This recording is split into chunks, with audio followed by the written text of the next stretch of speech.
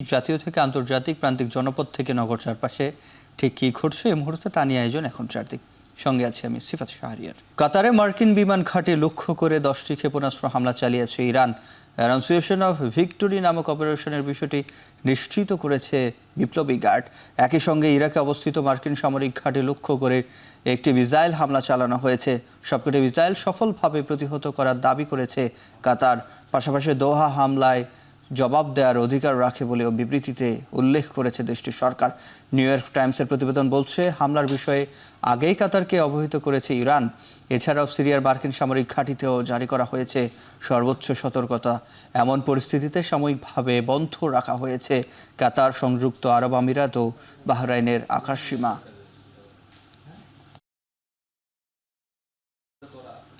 ইরানের হামলায় শঙ্কায় হরমুজ প্রণালী থেকে সরে গেছে 3টি রাসায়নিক ও জ্বালানি তেলবাহী ট্যাঙ্কার।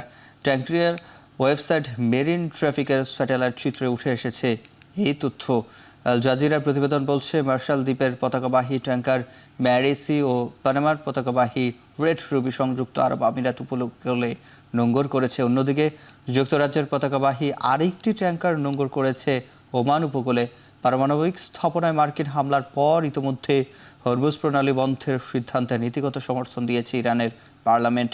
যদিও সিদ্ধান্ত বাস্তবায়নের জন্য জাতীয় নিরাপত্তা কাউন্সিলের অনুমোদনের জন্য অপেক্ষা করতে হবে।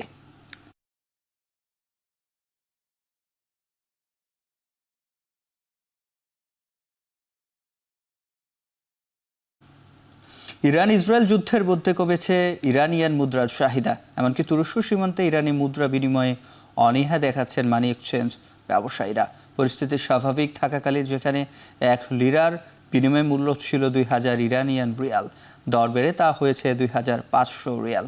একই সঙ্গে তুরস্ক সীমান্তে বেড়েছে মোবাইল সিমের বেচা বিক্রি। ইরানের অভ্যন্তরে নেটওয়ার্ক না থাকায় সীমান্তবর্তী এলাকাগুলোতে এসে নতুন সিম কিনে স্বজনদের সঙ্গে যোগাযোগ করেন অনেকে। গত 13 জুন দেশটিতে ইসরায়েলি হামলার পর থেকে সীমান্ত দিয়ে তুরস্ক যাচ্ছেন অনেক ইরানি। জাতীয় নির্বাচনের অনিয়ম ও পক্ষপাতিত্বের অভিযোগে বিএনপির করা মামলার সাবেক সিইসি KM নুরুল হুদাকে জিজ্ঞাসাবাদের জন্য 4 দিনের রিমান্ড দিয়েছে আদালত। সোমবার বিকেলে শুনানি শেষে Dhaka chief metropolitan magistrate Mostafizur Rahman remand আবেদন মঞ্জুর করেন। 22 জুন বিগত 3 প্রধান নির্বাচন কমিশনার সহ 24 জনের বিরুদ্ধে শেরেবাংলা নগর থানায় মামলা করে বিএনপি। তারপর রোববার KM নুরুল হুদাকে গ্রেপ্তার করে পুলিশ। সোমবার দুপুরে সাবেক সিইসি নুরুল হুদাকে CMM আদালতে আনা হয়। তার বিরুদ্ধে 11টি অভিযোগ এনে 10 দিনের রিমান্ড আবেদন করেন পুলিশ।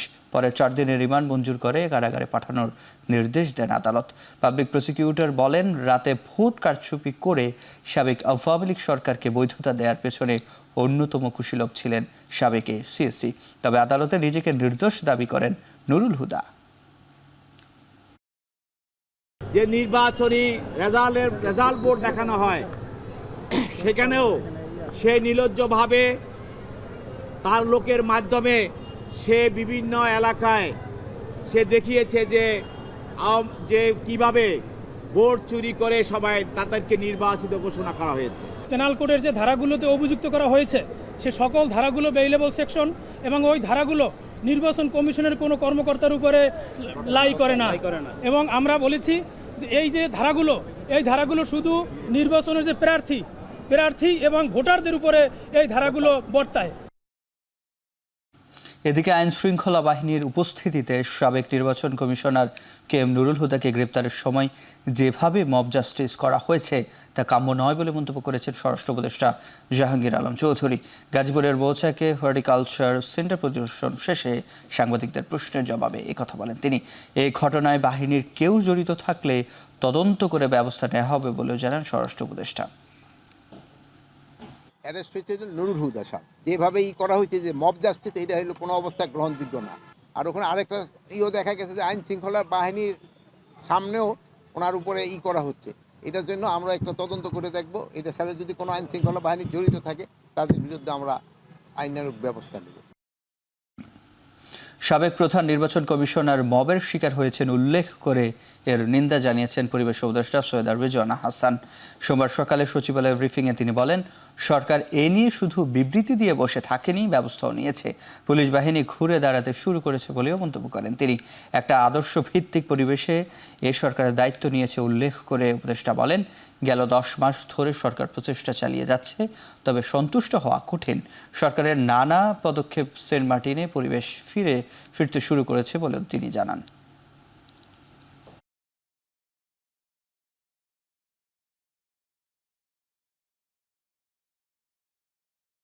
আমরা চেষ্টা করছি যতটা নন ভায়োলেন্ট উপায়ে পারা যায় সকল বিক্ষোভটাকে অ্যাড্রেস করতে। দমন তো আমি বলবোই না, কারণ প্রত্যেকেই তার গ্রিভেন্স প্রকাশ করার অধিকার আছে।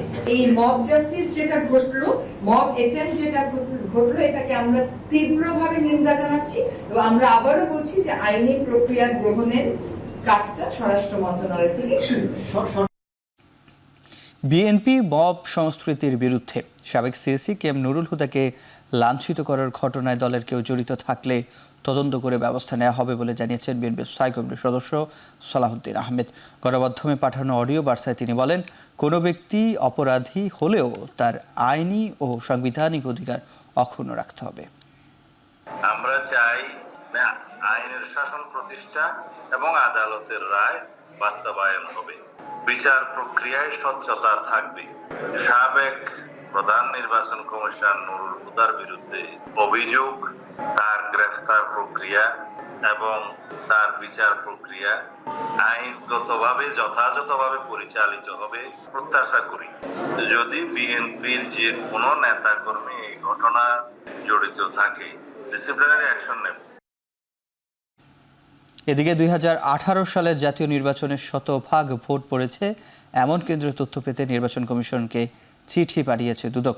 এমন তথ্য জানান সংস্থাটির মহাপরিচালক আখতার হোসেন। ভোট কারচুপির অভিযোগ অনুসন্ধানে গেল জানুয়ারিতে মাঠে নামে দুদক। গঠন করা হয় 5 সদস্যের কমিটি। সে অনুসন্ধান দল এবার 2018 সালের নির্বাচনে কতটি কেন্দ্রে শতভাগ ভোট পড়েছে তা জানতে চেয়ে নির্বাচন কমিশনে চিঠি দিয়েছে। একই সঙ্গে ক্ষমতার অপব্যবহার করে 2014 এবং 2024 নির্বাচনে প্রভাব বিস্তারকারীদেরও খোঁজা হচ্ছে বলেও জানান দুদকের মহাপরিচালক। বলেন, 2018 সালের নির্বাচনে অনিয়মের অভিযোগে প্রধান নির্বাচন কমিশনারের দায়িত্ব পালনকারী কে এম নুরুল হুদাকে গ্রেপ্তার দেখানো যেতে পারে। অনুসন্ধান সংক্রান্তে দালিলিক প্রমাণাদি সংগ্রহের জন্য অনুসন্ধান দল, নির্বাচন অফিস সহ আরও অন্যান্য যেই প্রাসঙ্গিক দপ্তর রয়েছে সবগুলোতেই তারা পত্র যোগাযোগ করেছে। আমাদের যে অনুসন্ধান দল কাজ করছে, যে বিষয় নিয়ে তারা কাজ করছেন, সেই বিষয়ের সাথে যদি সম্পৃক্ত হয়ে আরও অন্যান্য কোনো বিষয়ে এটার সাথে আসে, তখন তাদের সুপারিশ এই বিষয়ে থাকবে। লন্ডন বৈঠকের মাধ্যমে দেশ নির্বাচনী টানেলে প্রবেশ করেছে বলে মন্তব্য করেছেন বিএনপি স্থায়ী কমিটির সদস্য আমির খসরু মাহমুদ চৌধুরী। সোমবার বিকেলে গণফোরামের সাথে বিএনপির লিয়াজো কমিটির বৈঠক শেষে কথা বলেন তিনি। সাংবাদিকদের প্রশ্নের জবাবে বলেন, বিএনপি মবের বিরুদ্ধে শক্ত অবস্থানে রয়েছে। দলের কেউ এর সাথে যুক্ত হলে ব্যবস্থা নেওয়া হবে বলেও জানান তিনি। এ সময় গণফোরামের সাধারণ সম্পাদক মিজানুর রহমান বলেন, লন্ডন বৈঠকের মাধ্যমে নির্বাচনী অনিশ্চয়তা কেটে গেছে। গণফোরামের পর সন্ধ্যায় এনডিএমের সাথে বৈঠক করে বিএনপির লিয়াজো কমিটি। ফেব্রুয়ারির প্রথমার্ধে নির্বাচনের যে আলোচনা জনগণ সেটা অত্যন্ত ইতিবাচকভাবে নিয়েছেন এবং যে আশঙ্কা ছিল জনগণের মধ্যে সেটা কেটে গিয়েছে। সমস্ত জাতি এখন নির্বাচনী টানেলে প্রবেশ করেছে। ফেব্রুয়ারিতে যে নির্বাচন হওয়ার কথা তা বানচালের চেষ্টা করা হলে রুখে দেওয়ার হুঁশিয়ারি দিয়েছেন বিএনপি চেয়ারপারসন উপদেষ্টা জয়নুল আবদিন ফারুক। প্রেস ক্লাবের সামনে তৃণমূল নাগরিক আন্দোলনের আয়োজনে 3 নির্বাচনে অনিয়মে জড়িত সব সহযোগী কর্মকর্তাকে আগামী নির্বাচনের আগে অন্তর্ভুক্ত না করার দাবি জানিয়েছেন তিনি। বলেন, সাবেক সিইসিকে গ্রেপ্তারি প্রমাণ করে কেউ আর জোর করে ক্ষমতা দখল করতে পারবে না। এছাড়া এনসিপির শাপলা প্রতীক চাওয়ার প্রসঙ্গে তিনি আশা প্রকাশ করে বলেন, ইসি এমন কোনো বিতর্কিত সিদ্ধান্ত নেবে না যাতে নির্বাচনও বিতর্কিত হয়।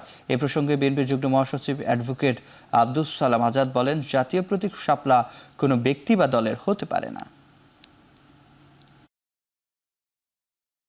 নুরুল হুদা কথা শোনায় জনগণের পক্ষ অবলম্বন না করে একদলীয় ওই শেখ হাসিনার পক্ষ অবলম্বন করে মধ্যরাতে নির্বাচন করেছিলেন। সেই নির্বাচনও জাতিকে ধ্বংসের মুখোমুখি করা হয়েছিল।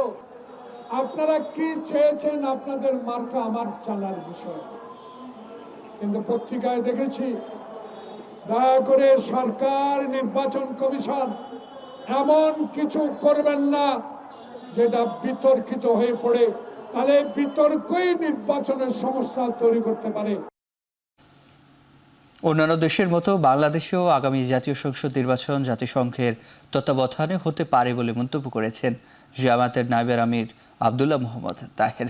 রাজধানীর মগবাজারে দলটির কেন্দ্রীয় কার্যালয়ে জামায়াত আমির ডাক্তার শফিকুর রহমানের সাথে কানাডার হাইকমিশনার অজিত সিংহের বৈঠক হয়। পরে নায়েবে আমির বলেন, সুষ্ঠু নির্বাচন অনুষ্ঠানে অন্যান্য দেশকে সাথে নিয়ে কানাডা বাংলাদেশের পাশে থাকবে বলে আশ্বাস দিয়েছেন হাইকমিশনার। নির্বাচনে প্রত্যেক কেন্দ্রে সিসিটিভি ক্যামেরা স্থাপনের জন্য আর্থিক অজুহাত দেখায় ইসি। সুষ্ঠু নির্বাচন অনুষ্ঠানে ইউএনডিপির মাধ্যমে আর্থিক সহযোগিতা দেওয়ার জন্য কানাডার হাইকমিশনারকে বলেছে জামায়াত। আমরা একটা ফেয়ার, ফ্রি, পার্টিসিপেটরি নির্বাচন চাই, যার মাধ্যমে দেশে একটা স্থিতিশীলতা আসবে। পৃথিবীর বিভিন্ন দেশে যে উদাহরণটি আছে, যেই জাতিসংঘের অধীনে সুপারভিশনে নির্বাচন হয়, under the government of Bangladesh, supervision will be by UN. এটা আমরা তাদেরকে বলেছি যে আমরা ওটা অ্যাকসেপ্ট করতে রাজি আছি for the sake of the very fair election, এবং একটা রাইটফুল গভর্নমেন্ট যাতে হতে পারে বাই দি রিপ্রেজেন্টেটিভ।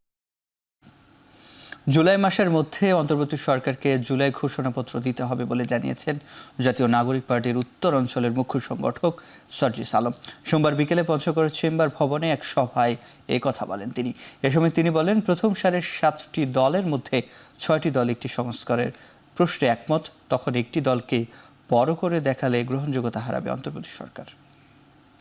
এই নির্বাচনের পূর্বে আমাদের যে ভাইরা জীবন দিয়ে, রক্ত দিয়ে নতুন বাংলাদেশ দিয়ে গিয়েছে, তাদের বিচারে, তাদের যারা হত্যা করেছে, খুন করেছে, রক্ত ঝরিয়েছে, ওইসব খুনিদের বিচারের প্রশ্নেও আমাদের বিন্দুমাত্র আপোষ থাকবে না।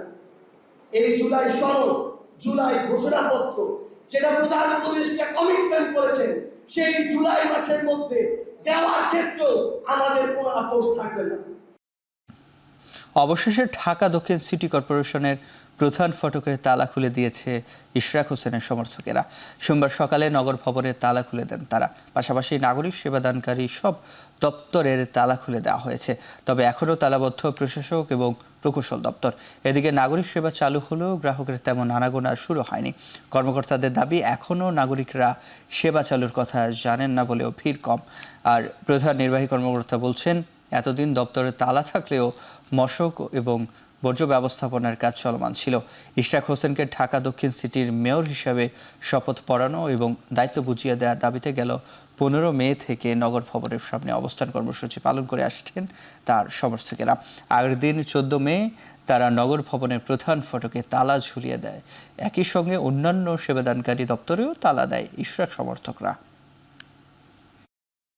কোনো অসুবিধা হয় নাই, মানে ওরা বলে দিচ্ছে যে এই ফর্মগুলি নিয়ে আসেন, কাগজপত্রগুলো, তারপর আমরা করে দেবো আর কি, কাগজপত্র দিলে করে দেবো। আমাদের এই ডিপার্টমেন্ট হচ্ছে জন্ম মৃত্যু নিবন্ধন। আমরা শুধু এখান থেকে জন্ম মৃত্যু নিবন্ধন কার্যক্রম চালু করে দিচ্ছি, আর অন্যান্য যেখানে নাগরিক সনদ সব কিছুই চালু হয়ে গিয়েছে। এই নাগরিক সেবার ম্যাক্সিমাম সেবাগুলি আমাদের কোনোটা একদম পূর্ণাঙ্গ, কোনোটা সীমিত আকারে আমাদের চলমান ছিল, যেগুলি এখন পূর্ণোদ্যমে শুরু হয়েছে। সরকারের পক্ষ থেকে কোরবানির যে তথ্য দেওয়া হচ্ছে তা সঠিক নয় বলে মন্তব্য করেছেন সেন্টার ফর পলিসি ডায়ালগ সিপিডির গবেষণা পরিচালক ডক্টর খন্দকার গোলাম মুয়াজ্জেম। বাংলাদেশের চামড়া শিল্প নিয়ে আয়োজিত কর্মশালায় এই কথা বলেন তিনি। এছাড়া তিনি বলেন, তথ্য উপাত্তের সঠিক তথ্য সরকারের পক্ষ থেকে দেয়া চামড়া শিল্পের জন্য জরুরি। এদিকে প্রতিটি ট্যানারির স্বতন্ত্র ইটিপি করার আহ্বানও জানান তিনি। রপ্তানির জন্য বিশেষায়িত চামড়া শিল্প নগরী তৈরি করতে হবে বলেও জানান ডক্টর খন্দকার গোলাম মুয়াজ্জেম।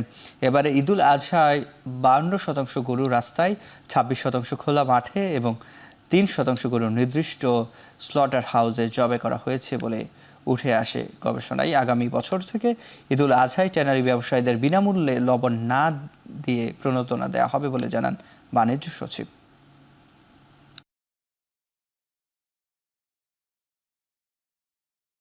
বিভিন্ন মন্ত্রণালয় বিভাগের যে প্রতিষ্ঠানগুলো সারা দেশে ছড়িয়েছে তাদেরকে ব্যবহার করে এই তথ্য উপাত্তের সঠিকতাটি আনা জরুরি। নতুবা কোরবানির আগে যখন সরকার বসছে না বিভিন্ন পক্ষকে নিয়ে আলোচনা করে একটা হিউজ ডিমান্ডের কথা বলা হয়, তখন এবং বলা হয় যে হ্যাঁ আমরা সব কিনে ফেলবো, পরে দেখা যায় যে চামড়া ফেলে দেওয়া হয়, খাসির চামড়ার তো মূল্যই নেই। প্রধান উপদেষ্টা ডক্টর ইউনূস বলেছেন, দুনিয়াকে আবিষ্কার করার চেয়ে বড় নিজেকে আবিষ্কার করা। তিনি বলেন, গদবাধা ছাত্র জীবনে নিজের সঙ্গে পরিচিত হবার সুযোগ নেই, তবে নিজের সঙ্গে পরিচয় করিয়ে দেওয়ার সুযোগ করে দেয় স্কাউটিং। প্রধান উপদেষ্টার কার্যালয়ে অনুষ্ঠিত বাংলাদেশ স্কাউটসের দেশব্যাপী কাভ কার্নিভালের উদ্বোধন অনুষ্ঠানে তিনি কথা বলেন। তিনি বলেন, জীবনের ভবিষ্যৎ রচনা হবে এই তরুণ বয়সের অভিজ্ঞতার মাধ্যমে। এ সময়ের গুরুত্ব তুলে ধরে ডক্টর ইউনূস বলেন, শুধু আক্ষেপ নয়, নিজের জীবনের বদ্ধ দরজা খুলে দিতে হবে, পাশাপাশি অন্যের জীবনের দরজা খুলে দেওয়ার দায়িত্ব স্কাউট সদস্যদের। স্কাউটের অভিজ্ঞতা নিয়ে তরুণদের নতুন পৃথিবী গড়ে তোলার আহ্বান জানান অন্তর্বর্তী সরকার প্রধান।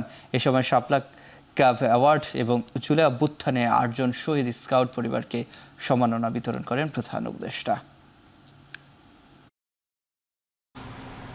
বন্ধ দরজার দিকে খালি ইঙ্গিত করে যে আমাদের জন্য দরজা বন্ধ, আক্ষেপের মধ্যে থেকে গেলে এটা হবে না, দরজা খুলতে হবে। যেহেতু তুমি অনেক দূর এগিয়ে এসছো বলেই তুমি স্কাউট হয়েছো, এটা মস্ত বড় সুযোগ। এই বয়সে দুনিয়াকে আবিষ্কার করা, তার চাইতে বড় হলো নিজেকে আবিষ্কার করা। না হলে গদবাঁধা জীবনে, ছাত্র জীবনে নিজের সঙ্গে পরিচয় হওয়ার আর কোনো সুযোগ নেই। এই বয়সটা খুব মূল্যবান বয়স, কিন্তু সারা ভবিষ্যৎ রচনা হবে তোমাদের এই বয়সের অভিজ্ঞতার মাধ্যমে। দেশে করোনায় নতুন করে আরও 3 জনের মৃত্যু হয়েছে। এছাড়া ডেঙ্গুতে আক্রান্ত হয়ে মারা গেছে 2 জন। সোমবার স্বাস্থ্য অধিদপ্তরের সংবাদ বিজ্ঞপ্তিতে এই তথ্য জানানো হয়েছে। বিজ্ঞপ্তিতে বলা হয়, নতুন করে করোনা রোগী শনাক্ত হয়েছে 19 জন। এছাড়াও একদিনে ডেঙ্গু আক্রান্ত 392 জন হাসপাতালে ভর্তি হয়েছে। স্বাস্থ্য অধিদপ্তর জানিয়েছে, ডেঙ্গুতে মারা যাওয়ায় 2 জনই নারী, আর আক্রান্ত ব্যক্তিদের মধ্যে 306 জনই ঢাকার বাইরের। চলতি বছর এখন পর্যন্ত ডেঙ্গুতে মারা গেছে 34 জন, যাদের মধ্যে 17 জন পুরুষ ও 17 জন নারী।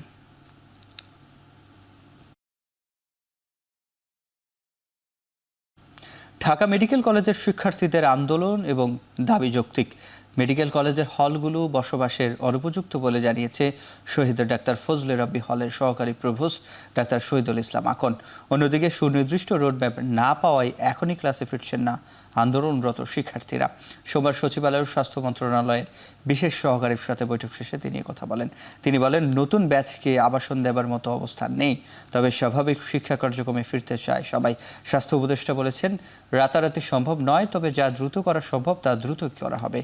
যে বিষয়ে সময় লাগবে তা ধীরে ধীরে করা হবে। এর আগে আন্দোলনরত শিক্ষার্থী প্রতিনিধি আব্দুল্লাহ আল নোমান বলেন, ছাত্রাবাসের জন্য নতুন ভবন এবং বিকল্প আবাসনের সকল প্রস্তাব নিয়ে স্বাস্থ্য মন্ত্রণালয়ের সঙ্গে ফলপ্রসূ আলোচনা হয়েছে।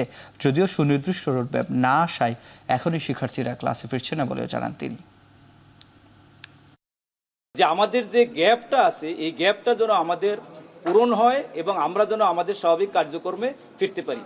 আপনাদের মাধ্যমে আমাদেরও আবেদন যে আমরা ছাত্রদের এই দাবির সাথে আসি, সবাই আমরা আসি, অচিরেই ঢাকা মেডিকেল কলেজ যেন তার ক্লাস শুরু করতে পারে। বিকল্প আবাসন এবং এই রোডম্যাপ সম্বন্ধে, এই নতুন ভবনের সম্বন্ধে ক্লিয়ার রোডম্যাপ আসলে আমরা ইনশাল্লাহ ক্লাসে ফিরে যাব এবং আমাদের আন্দোলন শেষ হবে। কিন্তু এখন যেহেতু আমরা ক্লিয়ার রোডম্যাপ পাইনি এবং আজকেও একটি দুর্ঘটনা ঘটেছে, সো এমত অবস্থায় আমরা আন্দোলন থামাচ্ছি না। এবং এনবিআর চেয়ারম্যানকে অপসারণ না করা হলে আগামী 28 জুন থেকে কর, কাস্টমস ও ভ্যাট বিভাগের সকল দপ্তরে লাগাতার কমপ্লিট শাটডাউনের ঘোষণা দিয়েছে এনবিআর সংস্কার ঐক্য পরিষদ। সোমবার দুপুরে এনবিআর ভবনের ব্রিফিংয়ে এমন হুঁশিয়ারি দেওয়া হয়। সকালে প্রতিষ্ঠানটির কর্মকর্তাদের একাংশ চেয়ারম্যানের অপসারণ দাবি এনবিআর সংস্কার ঐক্য পরিষদের নেতৃবৃন্দ যুক্ত করার দাবিতে কলম বিরতি পালন করে। এ সময় কাফনের কাপড় পরে অবস্থান কর্মসূচি পালন করেন তারা। শেষে সংবাদ সম্মেলন থেকে জানানো হয়, বদলি আদেশ বাতিল করা না হলে আগামীকাল থেকে কলম বিরতি সহ অবস্থান কর্মসূচি অব্যাহত থাকবে। এতে আন্তর্জাতিক যাত্রী সেবা বাদ যাবে। বলা হয়, এনবিআর চেয়ারম্যান অপসারণ ছাড়া রাজস্ব নীতি বাস্তবায়ন সম্ভব নয়।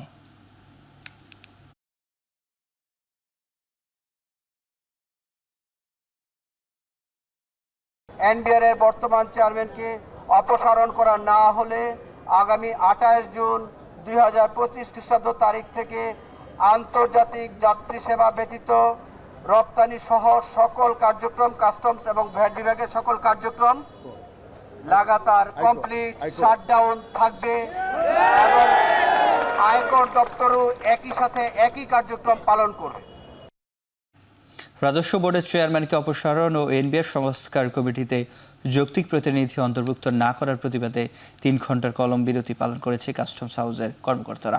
সোমবার সকালে 9টা থেকে বেলা 12টা পর্যন্ত কর্মবিরতিতে বন্ধ থাকে শুল্কায়ন কার্যক্রম। এ সময় চট্টগ্রামে রাজস্ব কর্মকর্তাদের অধিকাংশ টেবিল ছিল ফাঁকা। যদিও আমদানি পণ্য ডেলিভারি নিতে শুল্কায়ন কাজ শেষ করতে C&F এজেন্টরা সকাল 9টায় উপস্থিত হন। রাজস্ব কর্মকর্তাদের ঘন ঘন কলম বিরতিতে ক্ষতিগ্রস্ত হচ্ছে আমদানি ও রপ্তানিকারকরা।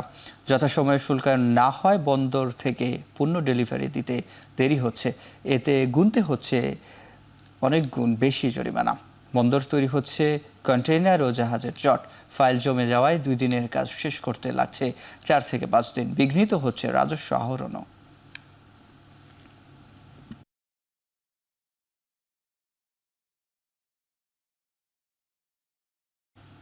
সুনামগঞ্জের জগন্নাথপুরের সেনাবাহিনীর অভিযানের সময় সন্ত্রাসীদের সঙ্গে গোলাগুলিতে এক যুবক নিহত হয়েছেন।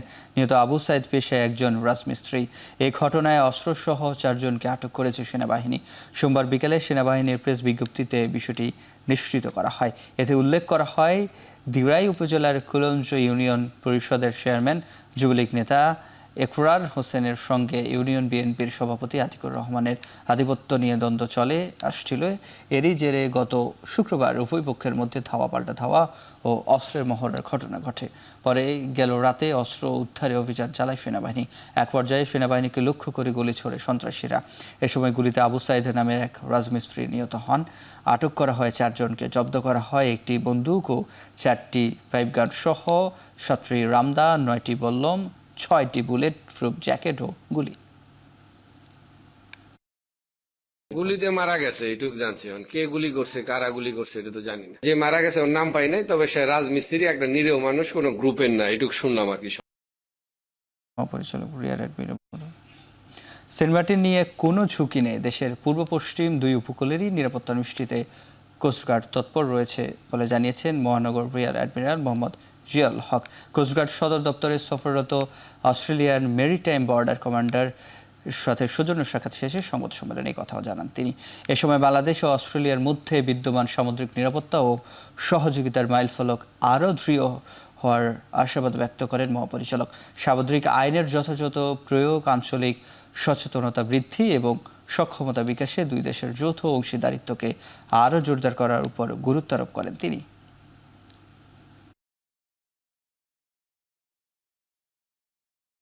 সেন্ট মার্টিনে কোনো সমস্যা নাই, এটা আমাদের আইল্যান্ড, এখানে আমাদের লোকজন বসবাস করছে। ওখানে বাংলাদেশ নৌবাহিনী, বাংলাদেশ কোস্টগার্ড এবং বাংলাদেশের বর্ডার গার্ড ফোর্স এবং পুলিশ সকল ধরনের আইন প্রয়োগকারী সংস্থা ওখানে উপস্থিত আছে এবং তারা মানে ওখানে কোনো ধরনের কোনো নিরাপত্তামূলক কোনো থ্রেট নাই, কোনো কিছুই নাই। স্বাভাবিক যেরকম আমরা এখানে ঢাকায় বসবাস করছি, ওরাও ওখানে নর্মালভাবে বসবাস করছে। বিগত 17 বছরে শিক্ষা ব্যবস্থাকে নিঃস্ব করে হয়েছে বলে মন্তব্য করেছেন শিক্ষা উপদেষ্টা অধ্যাপক ডাক্তার সিআর আবরার।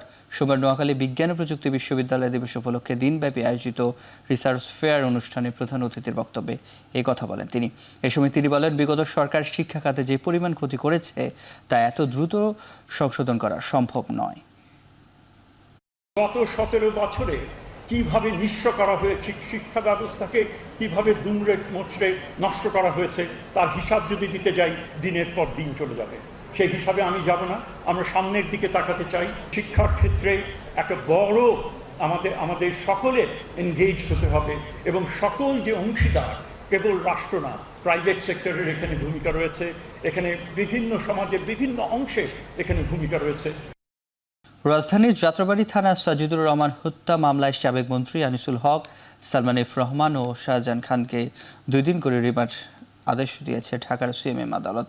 এছাড়া বিভিন্ন থানার হত্যা মামলায় সাবেক এমপি কাজী মনিরুল ইসলাম মনুকে 1 দিন ও অবসরপ্রাপ্ত রিয়ার অ্যাডমিরাল সোহেলকে 3 দিনের রিমান্ড দেওয়া হয়েছে। পাশাপাশি জুলাই আন্দোলনের কয়েকটি হত্যা মামলায় গ্রেপ্তার দেখানো হয়েছে সাবেক এমপি সরওয়ার জাহান বাদশাহ ও সাবেক প্রতিমন্ত্রী ABM তাজুল ইসলামকে। শুনানিতে রাষ্ট্রপক্ষের আইনজীবী বলেন, বৈষম্য বিরোধী ছাত্র আন্দোলনে হত্যাকাণ্ডের ষড়যন্ত্রে অর্থ মদতদাতা ও পরিকল্পনাকারী হিসেবে ভূমিকা রেখেছেন আসামিরা। এছাড়া গণমাধ্যমে বিতর্কিত বক্তব্যের মাধ্যমে নেতাকর্মীদের উস্কে দেওয়ার অভিযোগও করেন তিনি।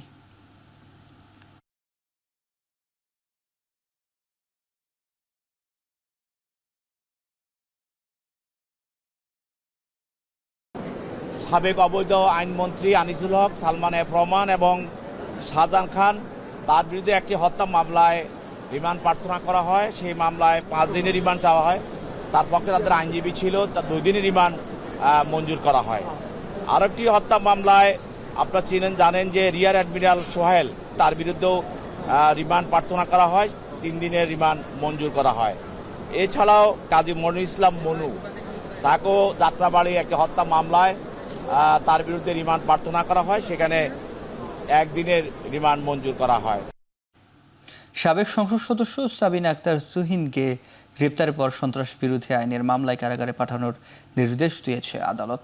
সোমবার রাতে ডিবি ঢাকার নবাবগঞ্জ থেকে আটক করেন তাকে। সাবিনা আক্তার তুহিনের বিরুদ্ধে দুর্নীতি, রাজনৈতিক সহিংসতার উস্কানি ও সরকারের বিরুদ্ধে ষড়যন্ত্রমূলক কর্মকাণ্ডে সংশ্লিষ্টতা সহ একাধিক অভিযোগ রয়েছে। পরে তাকে আদালতে তোলা হলে রাজধানীর শেরেবাংলা থানার এক মামলায় কারাগারে পাঠানোর নির্দেশ দেন।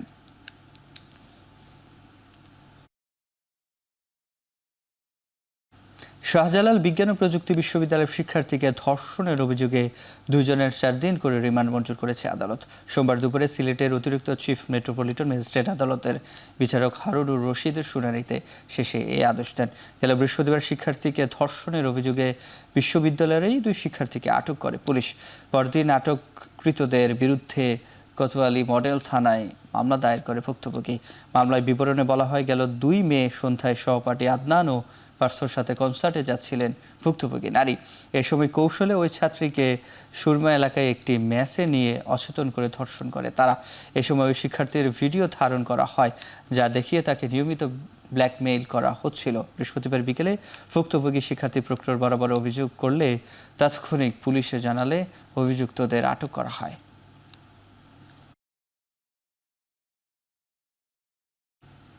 রাজশাহী, ময়মনসিংহ সহ বেশ কিছু জেলা নির্বাচন অফিসে অভিযোগ চালিয়েছে দুর্নীতি দমন কমিশন। রসিদ ছাড়া অর্থ লেনদেনের অভিযোগে সোমবার সকাল থেকে কয়েক ঘণ্টাব্যাপী অভিযান চালানো হয়। এ সময় দুদকের 3 সদস্যের দলটি জেলা, আঞ্চলিক ও অন্যান্য দপ্তরের নথিপত্র খতিয়ে দেখেন। অভিযানে অংশ নেওয়া কর্মকর্তারা জানান, জাতীয় পরিচয়পত্র সংশোধন, স্থানান্তর ও অন্যান্য সেবার রসিদ ছাড়া অর্থ লেনদেনের অভিযোগ করেন এক সেবাগ্রহীতা। তার ভিত্তিতে কারণ অনুসন্ধানে নির্বাচন কর্মকর্তা ও কর্মচারীদের সাথে কথা বলেন তারা। এরপর প্রয়োজনীয় কাগজপত্র সংগ্রহ করেন দুদক কর্মকর্তারা। তদন্ত শেষে কমিশন বরাবর প্রতিবেদন দাখিল করা হবে। এরপরে সে অনুযায়ী ব্যবস্থা নেবে কমিশন।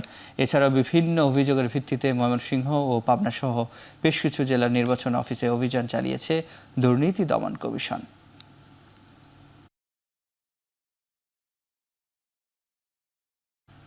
দু 2025-26 অর্থ বছরে 2145 কোটি 42 লাখ টাকার বাজেট ঘোষণা করেছে চট্টগ্রাম সিটি কর্পোরেশন।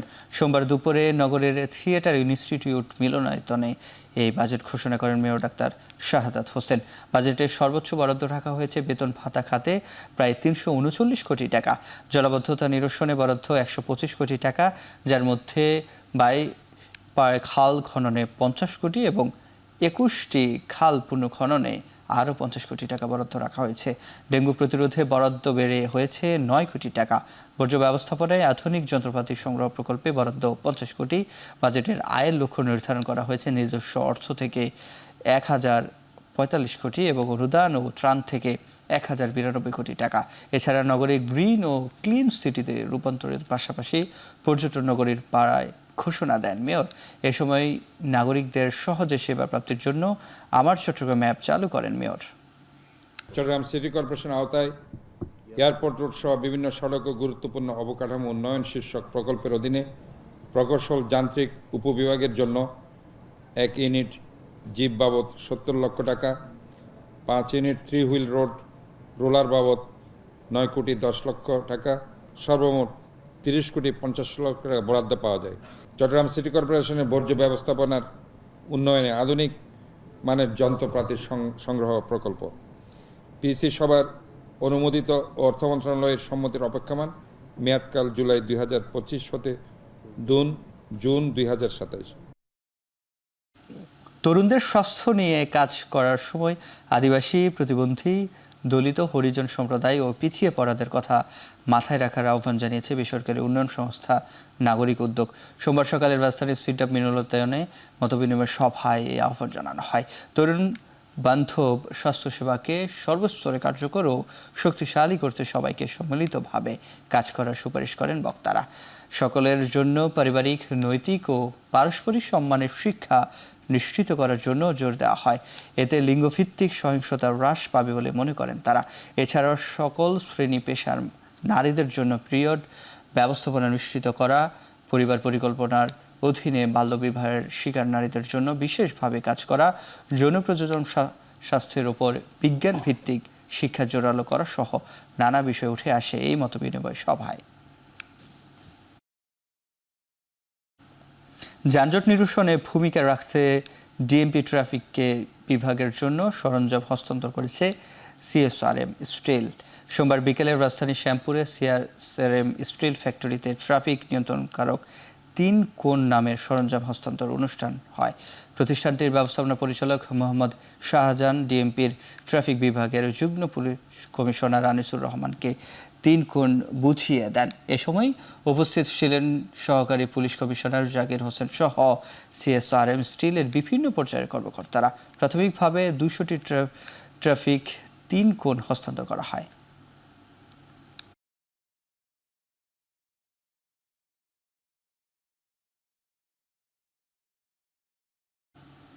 দেশের বনভূমি ফিরিয়ে আনতে বিদ্যমান আইনি কাঠামোর সংস্কারের বিকল্প নেই বলে মন্তব্য করেছেন পরিবেশ বিশেষজ্ঞরা।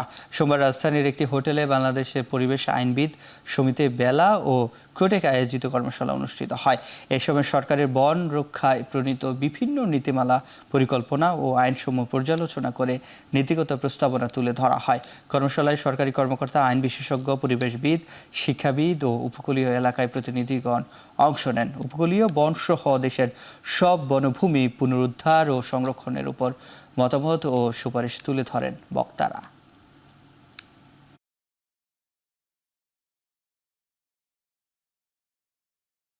আন্তর্জাতিক প্রসঙ্গ। ভারতের পশ্চিমবঙ্গের মুখ্যমন্ত্রী মমতা বন্দ্যোপাধ্যায়ের সাথে দেখা করেছেন দিল্লির বাংলাদেশ হাই কমিশনার রিয়াজ হামিদুল্লাহ। সোমবার রাজ্য মুখ্যমন্ত্রীর কার্যালয়ে নবান্নে মমতার সাথে বাংলাদেশের কোনো হাই কমিশনের 9 বছরে প্রথম সাক্ষাৎ এটি। জানা যায় পারস্পরিক স্বার্থ সংশ্লিষ্ট নানা বিষয়ে কথা বলেন তারা। এটি সৌজন্য সাক্ষাৎ ছিল বলে জানান কলকাতার বাংলাদেশ ডেপুটি হাই কমিশনের কর্মকর্তারা। যদিও ভারতীয় বিভিন্ন সংবাদ মাধ্যমের তথ্য, সিরাজগঞ্জে বিশ্বকবি রবীন্দ্রনাথ ঠাকুরের পৈতৃক বাড়িতে হামলার ঘটনার সাথে সম্পর্ক রয়েছে এই সাক্ষাতের। পুরো বিশ্বকে চোখ যখন ইরান ইসরায়েল সংঘাতের দিকে, তখন গাজায় আগ্রাসন চালিয়ে যাচ্ছে আইডিএফ। ইসরায়েলি হামলায় গত 24 ঘন্টায় গাজায় নিহত হয়েছে অন্তত 51 ফিলিস্তিনি, আহত হয়েছে শতাধিক। বিষয়টি নিশ্চিত করেছে রয়টার্স। এ নিয়ে উপত্যকাটিতে নিহতের সংখ্যা বেড়ে দাঁড়ালো 55,960 জনে। রোববার গাজার দক্ষিণাঞ্চলের বেশ কয়েকটি ত্রাণ কেন্দ্রে হামলা চালায় ইসরায়েল। এতে সাহায্য নিতে আসা বেশ কয়েকজন ফিলিস্তিনি নিহত হন।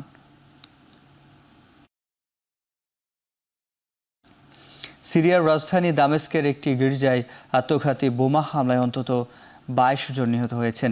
এতে আহত হয়েছেন আরও শতাধিক। বিষয়টি নিশ্চিত করেছে দেশটির স্বরাষ্ট্র মন্ত্রণালয় জানিয়েছে, রোববার জুয়েলা এলাকায় মার এলিসাস গির্জায় এই ঘটনা ঘটেছে। প্রার্থনা চলাকালে এক ব্যক্তি গির্জায় ঢুকে এলো পাতাড়ি গুলি চালিয়ে পরে নিজের শরীরে বাঁধা বিস্ফোরক ভেস্টের বিস্ফোরণ ঘটায়। কর্তৃপক্ষ বলছে হামলাকারী আইএস গোষ্ঠীর সঙ্গে যুক্ত ছিলেন। যদি এখন পর্যন্ত আইএস এই হামলার দায় স্বীকার করেনি। গত ডিসেম্বরে বিদ্রোহী বাহিনী প্রেসিডেন্ট বাশার আল আসাদকে ক্ষমতাচ্যুত করার পর দামেস্কে এটাই প্রথম আত্মঘাতী হামলা। যদিও অন্তর্বর্তীকালীন প্রেসিডেন্ট আহমেদ আল শারা বারবার ধর্মীয় ও জাতিগত সংখ্যালঘুদের সুরক্ষার প্রতিশ্রুতি দিয়ে আসছেন। ইউক্রেন ভূখণ্ডে রুশ হামলায় নিহত হয়েছে অন্তত 7 জন। বিষয়টি নিশ্চিত করেছে রয়টার্স। রোববার রাতে কিয়েভে ড্রোন ও ক্ষেপণাস্ত্র হামলা করে রাশিয়ার সেনারা। এতে শহরটির মেট্রো স্টেশন ফটক ক্ষতিগ্রস্ত হয়, বেশ কয়েকটি বহুতল ভবনে আগুন লেগে যায়। দমকল কর্মীদের কয়েক ঘন্টার চেষ্টায় নিয়ন্ত্রণে আসে আগুন। এমনকি সোমবার সকালেও কিয়েভের আকাশে রাশিয়ার ড্রোন উঠতে দেখা যায়। অবশ্য এদের লক্ষ্য করে গুলি ছোড়ে ইউক্রেনীয় সেনারা।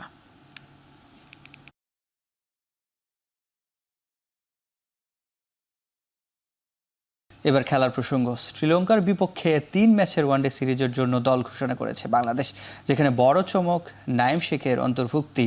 প্রায় 2 বছর পর আবার জাতীয় দলে মোহাম্মদ নাইম শেখ অফর্মের কারণে বাদ পড়লেও সম্প্রতি বিপিএল আর ডিপিএল এ পারফরমেন্সের পুরস্কার পেলেন তিনি। ওপেনার হিসেবে আছেন তানজিদ তামিম, পারভেজ হোসেন ইমন।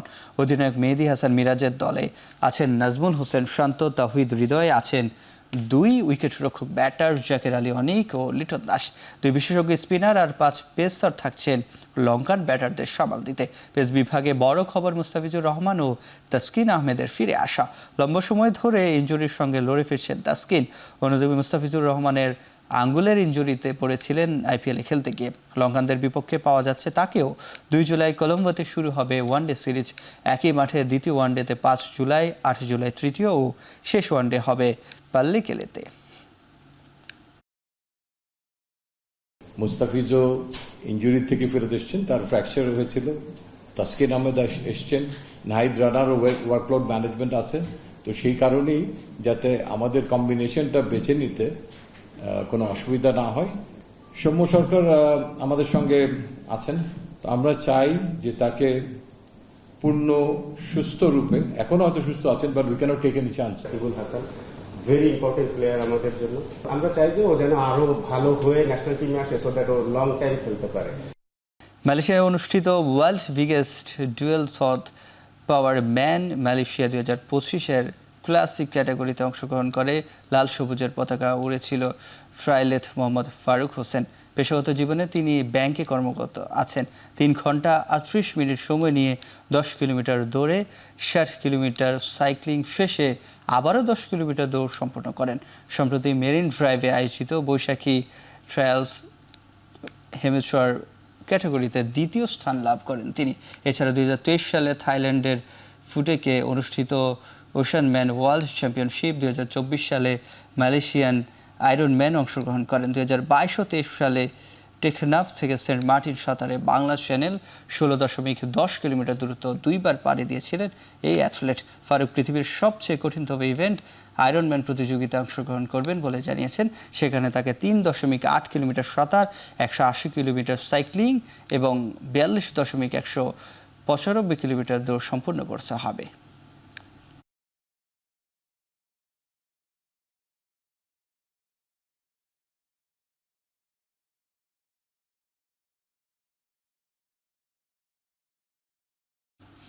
শেষ করছি এখন চারদিকে। এখন টেলিভিশন ওয়েবসাইটে দেখতে ভিজিট করুন www.ekhon.tv। ফেসবুকে দেখতে ভিজিট করুন facebook.com/tv.ekhon।